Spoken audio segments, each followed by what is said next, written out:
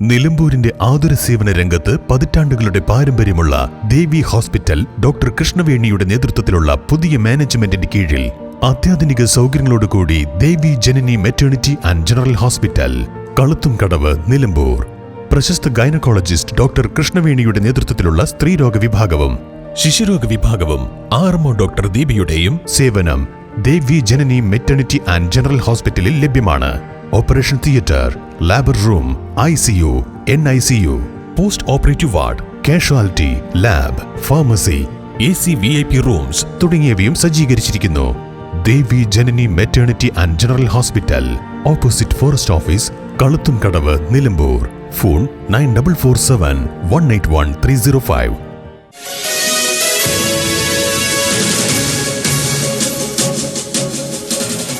നിലമ്പൂരിലെ മുഹമ്മദ് ജാസിദിന്റെ ആത്മഹത്യക്ക് കാരണക്കാരായവർക്കെതിരെ നടപടി ആവശ്യപ്പെട്ട് IRPയിൽ ചേർന്ന ജനകീയ സമിതി യോഗം. നിലമ്പൂരിലെ മുഹമ്മദ് ജാസിദിന്റെ ആത്മഹത്യ കുറ്റക്കാർക്കെതിരെ നടപടി ആവശ്യപ്പെട്ട് ജനകീയ സമിതി പ്രക്ഷോഭത്തിലേക്ക്. മരണകാരണം ഇൻസ്റ്റഗ്രാം അടക്കമുള്ള സാമൂഹ്യ മാധ്യമങ്ങളിൽ വീഡിയോ പോസ്റ്റ് ചെയ്ത ശേഷം തൂങ്ങി മരിച്ച ചന്തക്കുന്ന് IRPയിൽ സ്വദേശി തൈക്കാടൻ മുഹമ്മദ് ജാസിദിന്റെ മരണത്തിന് ഉത്തരവാദിയായവർക്കെതിരെ നടപടി ആവശ്യപ്പെട്ട് ആക്ഷൻ കമ്മിറ്റി രൂപീകരിച്ചു. ആക്ഷൻ കമ്മിറ്റിയുടെ നേതൃത്വത്തിൽ മുഹമ്മദ് ജാസിദിന്റെ കുടുംബത്തിന് നീതി ലഭിക്കും വരെ പ്രക്ഷോഭം നടത്തുവാൻ വിവിധ രാഷ്ട്രീയ സാമൂഹ്യ സംഘടനകളുടെ നേതൃത്വത്തിൽ IRPയിൽ ചേർന്ന ജനകീയ കൺവെൻഷൻ തീരുമാനിച്ചു. ആദ്യഘട്ടമെന്ന നിലയിൽ നിലമ്പൂർ പോലീസ് സ്റ്റേഷന് മുന്നിൽ ഉപവാസ സമരം നടത്തും. പ്രതികൾക്കെതിരെ നിയമ നടപടി സ്വീകരിക്കുന്നതിന് കോടതിയെ സമീപിക്കുവാനും യോഗം തീരുമാനിച്ചു.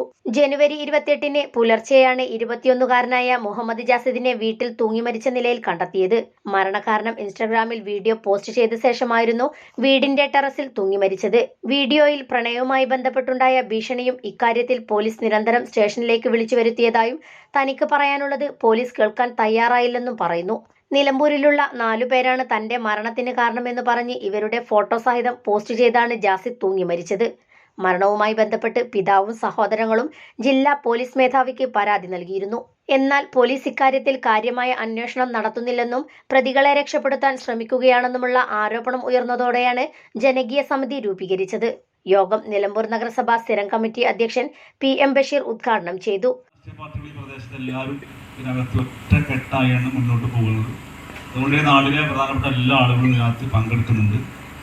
നമുക്ക് തീരുമാനിക്കേണ്ടത് 2 രീതിയിലാണ്. ഒന്ന്, നിയമപരമായി കൊണ്ട് നിയമവിദഗ്ധരുമായി ആലോചിച്ചുകൊണ്ട് ഈ കേസിനകത്ത് നമുക്ക് നിയമപരമായിട്ടുള്ള ഒരു സംരക്ഷണം അല്ലെങ്കിൽ ഒരു സത്യാവസ്ഥ കോടതി മുഖേന പുറത്ത് കൊണ്ടുവരാൻ ആവശ്യമായിട്ടുള്ള സംവിധാനത്തെക്കുറിച്ച് ഒന്ന് ആലോചിക്കണം. കാരണം പോലീസുമായി ബന്ധപ്പെട്ടിട്ടുണ്ടെങ്കിൽ നമുക്ക് യാഥാർത്ഥ്യത്തിനകത്താക്കാം.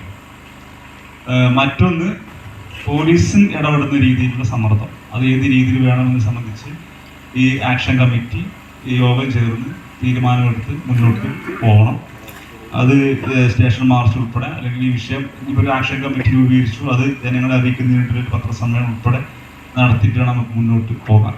ഏതായിരുന്നാലും ഇവിടെ വന്നിട്ടുള്ള എല്ലാ ആളുകളും ഇതിൻ്റെ ഭാഗമാണെങ്കിലും പെട്ടെന്ന് ഒരു യോഗം ചേർന്ന് മുന്നോട്ട് പോകാൻ ഒരു 13 അംഗ പലരുടെ അധികം ആളുകൾ വെച്ചിട്ടുള്ള 13 അംഗ ഒരു എക്സിക്യൂട്ടീവ് കമ്മിറ്റി, ആക്ഷൻ കമ്മിറ്റി നിർദ്ദേശമാണ് ഇവിടെ പറയുന്നത്. നഗരസഭാ കൗൺസിലർ അഷ്റഫ് മങ്ങാട്ട് അധ്യക്ഷനായി. പ്രതിപക്ഷ നേതാവ് പാലോളി മെഹബൂബ്, കൗൺസിലർമാരായ VA Kareem, Najiya Shanavas, Muslim Youth League municipal president Shuhaib Bunthu, CPM branch secretary Azeez Kuzhippuram, NCP block president Naushad Parunthan, Youth Congress മണ്ഡലം പ്രസിഡന്റ് സൈഫു ഏനാന്തി, നിഷാദ് പട്ടിക്കാടൻ എന്നിവർ പ്രസംഗിച്ചു.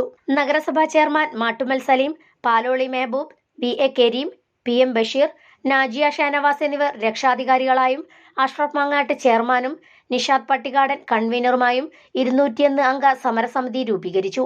ഇതിൽ നിന്നും 13 അംഗ എക്സിക്യൂട്ടീവ് കമ്മിറ്റിയെയും തെരഞ്ഞെടുത്തു. N4 news, Nilambur.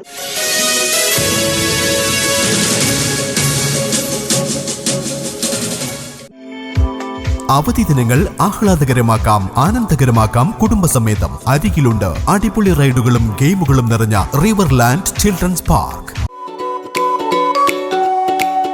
ദൃശ്യചാരുതയിൽ ചേലിട്ടൊഴുകുന്ന ചാലിയാറിന്റെ തീരത്ത് മമ്പാട് ഓടായിക്കൽ റെഗുലേറ്റർ കം ബ്രിഡ്ജിന് സമീപം.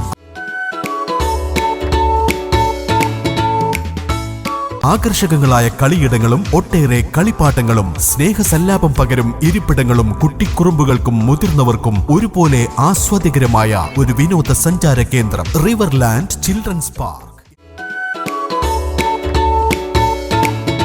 എല്ലാ ദിവസവും വൈകുന്നേരം 3 മണി മുതൽ രാത്രി 9 മണി വരെ നിങ്ങളെ കുടുംബസമേതം സ്വാഗതം ചെയ്യുന്നു. നിങ്ങളുടെ പിഞ്ചോമനകൾ ആർത്തുല്ലസിക്കട്ടെ, സായാഹ്നങ്ങൾ സമ്മോഹനമാകട്ടെ. വരൂ, വിനോദങ്ങളുടെ വിസ്മയ തീരത്തേക്ക്. Riverland children's park, Odayikkal regulator cum ബ്രിഡ്ജിനു സമീപം, മമ്പാട്.